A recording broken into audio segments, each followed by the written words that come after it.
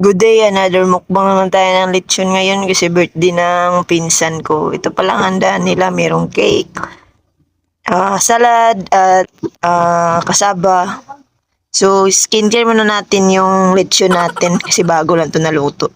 With matching pabo na rin. Ito yung pabo ng nilechon namin. Masarap daw yan ilechon yung pabo. So, yan na yung lechon, pabo at lechon baboy. Masarap yan dahil birthday ngayon. So, yan ang mga naka-prepare na yung mga plato at iba pang gamit. Yan na yung lechon. Ganda na yung skincare, di ba?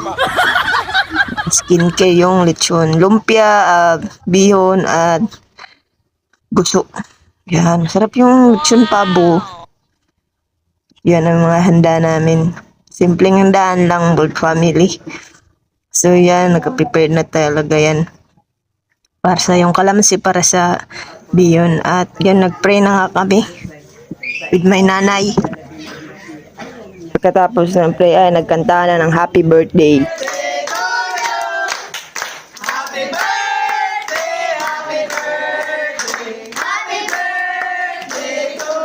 Pagkatapos hindihan yung kandila at yung isa ay ready na tayo sa kainan sa lamesa. 12 seconds later. So ito, kainan na. First round natin na kain. So maraming skin ng lechon baboy. Panawang subo o kain din maraming rice. So magkain tayo na skin lumpia. At masarap talaga yung paggagawa namin ng lumpia. At yung skin ng pabo. Masarap talaga, sobra. First time ko talaga nakatry ng lechon pabo. At yung laman niya, masarap talaga.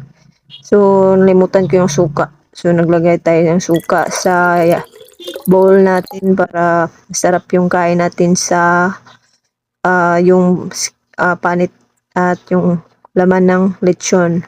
So, yan, masarap talaga. Pang round 2 na pala itong kain natin. So, yan yung kain natin.